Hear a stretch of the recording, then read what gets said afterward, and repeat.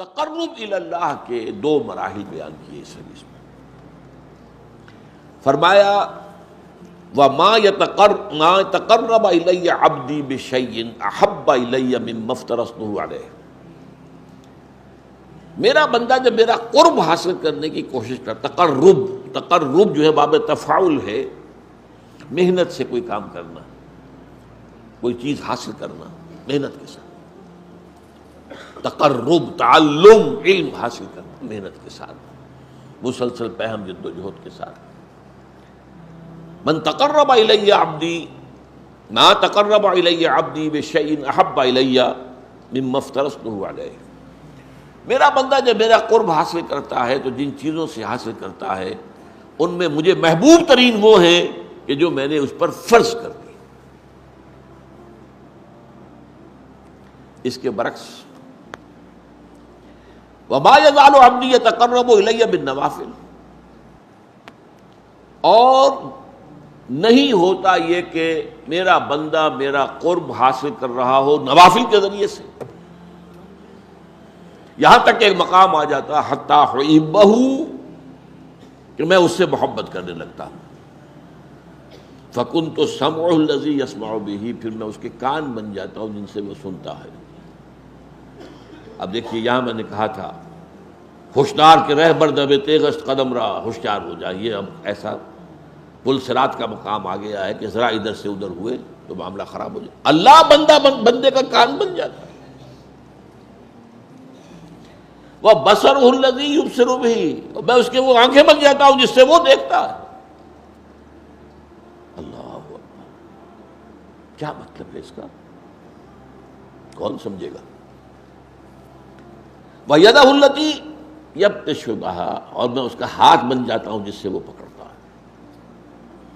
وَرِجْلَهُ الَّتِي يَمْشِي بِهَا، اور اس کے پاؤں بن جاتا ہوں جس سے وہ چلتا ہے. اللہ اکبر، اللہ بندے کے پاؤں بن جاتا ہے. یہ کون سا مقام ہے؟ اب ان دونوں میں بلند تر کون سا مقام ہے؟ دیکھیے یہاں بھی وہی بات آئے گی. میں نے عرض کیا ہے کئی دفعہ، جہاد کے 3 مراحل ہیں: نفس کے خلاف جہاد، باطل نظریات کے خلاف جہاد، اور نظام باطل کے خلاف جہاد. سب سے اونچا کون سا ہے؟ نظام باطل کے خلاف جہاد. اہم ترین کون سا ہے؟ نفس کے خلاف جہاد. ایو الجہاد افضل، افضل ترین جہاد وہ ہے نچلا والا، پہلی منزل کا. اس لیے کہ پہلی منزل ہوگی تو دوسری بنے گی، دوسری ہوگی تو تیسری بنے گی. اسی طرح یہاں پر بھی وہی، اب اس کو فوری کنٹراسٹ کہیے، تضاد نہیں، لیکن یہ کہ فوری طور پر ایک کنٹراسٹ تھا سامنے آتا. سب سے محبوب تو ہے فرائض کے ذریعے سے تقرب حاصل کرنا، محبوب وہ ہے. سب سے بلند یہ ہے. اب اس میں پہلی بات تو سمجھنے کی یہ ہے کہ اللہ سے تقرب کے معنی کیا ہے. کیا اللہ کہیں دور ہے؟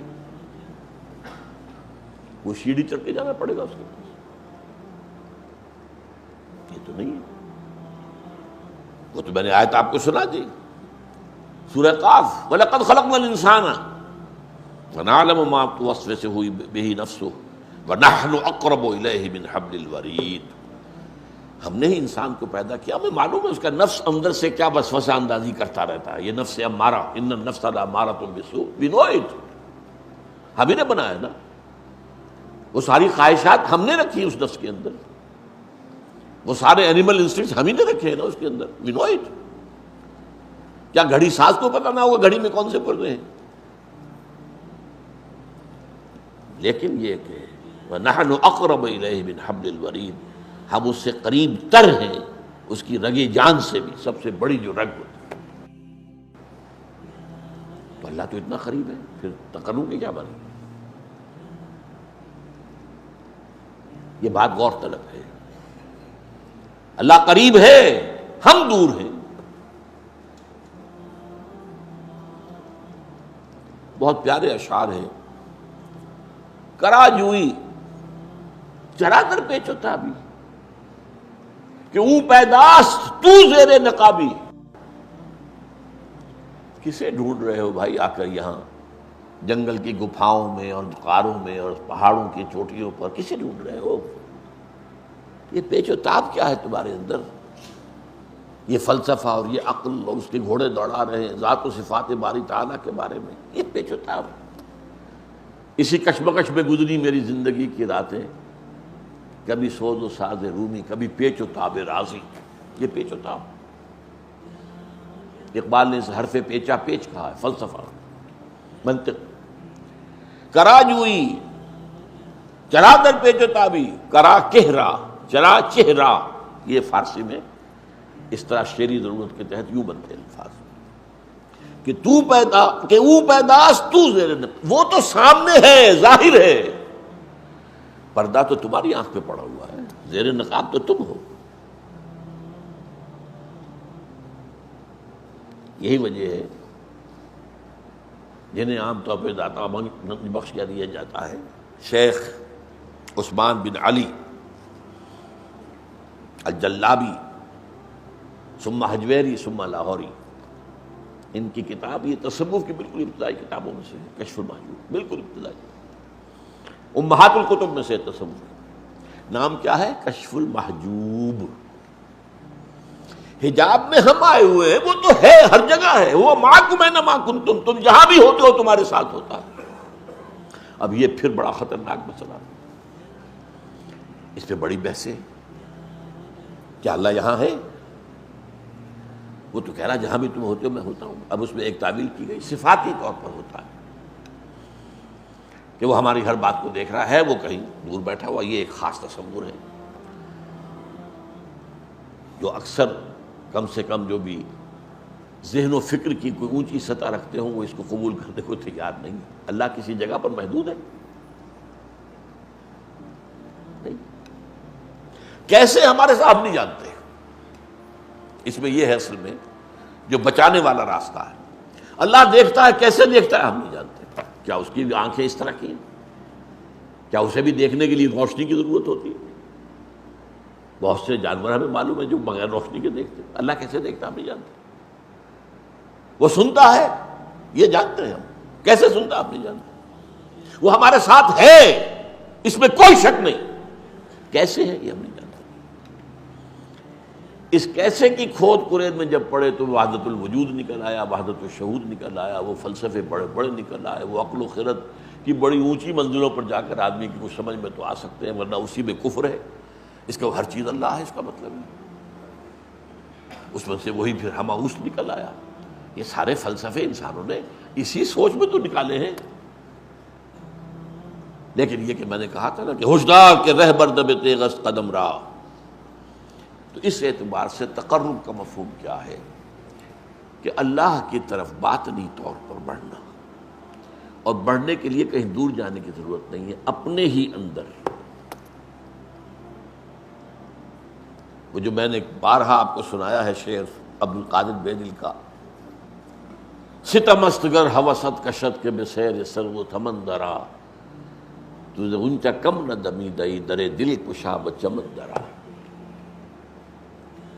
بڑے ستم کی بات ہے کہ تمہاری خواہش نفس تمہیں کہے چلو بھائی ذرا باغ میں جا کے دیکھو، سر و سمن کی سیر کرو، دیکھو کیسے اچھے اچھے پھول ہیں، کیسا سبزہ ہے۔ ارے تم خود گنچے سے کم دمکتے ہوئے نہیں ہو، تم تو اللہ کی تخلیق کا کلائمیکس ہو۔ ذرا کبھی اپنے دل کے دروازے کھولو، اندر کا جو باغ ہے کبھی اس میں داخل ہو کر سیر کرو کہ اپنے من میں ڈوب کر پا جا سراغ زندگی۔ تو وہ تو ہے، وہ کہیں دور نہیں ہے،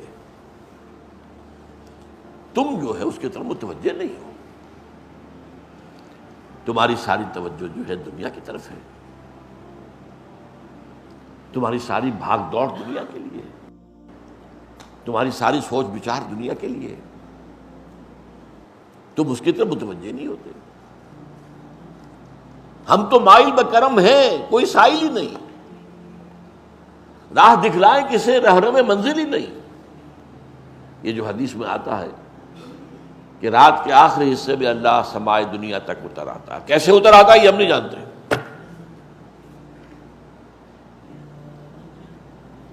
قیامت کے دن اللہ اس زمین پر نزول فرمائے گا.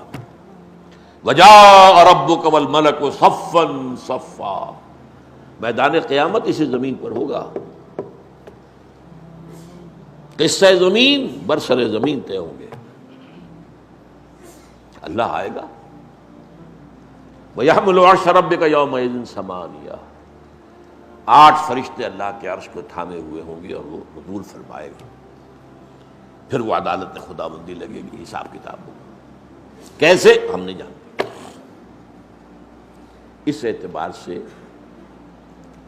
تم اصل میں اپنے باطن میں جھانکو. باطن میں کیا ہے؟ اب وہ بات جڑ جائے گی، وہ جو شروع کی بات تھی. دل کی گہرائیوں میں روح ہے، اور روح اس کا تعلق اللہ کی ذات کے ساتھ ہے. روح کی طرف توجہ نہیں تمہاری، تمہارا سارا توجہ ہے وہ جسد مادی کی طرف ہے، اس کے تقاضوں کی طرف ہے، اس کی ضروریات کی طرف ہے، اسی میں مصروف ہے. روح کی طرف متوجہ ہو کر انسان تقرب حاصل کرتا ہے کہ او پیداش تو زیر نقابی هو الاول والآخر والظاہر والباطن. سب سے ظاہر ہستی تو اسی کی ہے، ہاں سب سے مخفی بھی وہی ہے. اس کی ذات کی کنہ تک کوئی نہیں پہنچ سکتا. وہ کیسے دیکھتا ہے تم نہیں جان سکتے. اس کا ہاتھ ہے ید اللہ، لیکن اپنے ہاتھ پر قیاس نہ کر بیٹھنا. اس کی کوئی تجلی ہے جسے کہا گیا ہے کہ اس کی ران کھولی جائے گی. یوم یکشف عن ساق، اس کو کیا ہو اسی وقت پتہ چلے گا. آج ہم یہاں اس میں بحث کریں گے تو ہم گمراہی میں مبتلا ہو جائیں گے. یہ متشابہات میں سے. تو یہ ایک حد تک تو میری بات اس موضوع پر، کیونکہ وقت ختم ہو گیا، میں سمجھ کر رہا ہوں کہ قرب سے معاملہ قرب مکانی نہیں ہے، یہ قرب معنوی ہے. وہ آیت میں نے شروع میں پڑھی تھی، دوبارہ چونکہ دہرا رہا ہوں تو اس کا ایک سجدہ جو کر لیجئے گا بعد میں. کَلَّا لَا تُطِعْهُ وَاسْجُدْ وَاقْتَرِبْ. اے نبی یہ ابو جہل وغیرہ کی باتیں آپ نہ مانیے، توجہ نہ دیجیے، دفع کیجیے ان کو. آپ تو سجدہ کیجیے اور قریب ہو جائیے. اور حدیث میں آتا ہے اقرب ما یکون العبد الی اللہ فی السجود، قریب ترین جو ہوتا ہے بندہ اللہ سے وہ سجدے میں ہوتا ہے، اگر واقعتاً معنن سجدہ کر رہا ہو. ایک سجدہ وہ ہے کہ جسم تو جھک گیا ہے اور نفس امارہ کھڑا ہے جو کہ تو شیطان لعین کی طرح میں سجدہ نہیں کروں گا، تم جاؤ کرو. یہ تمہارے اعضاء و جوارح کا سجدہ ہے، دل کا سجدہ نہیں. لیکن جب پوری ہستی کے ساتھ اللہ کے سامنے سجدہ کرو گے تو یہ قریب ترین ہوگا اللہ کے ساتھ معاملہ.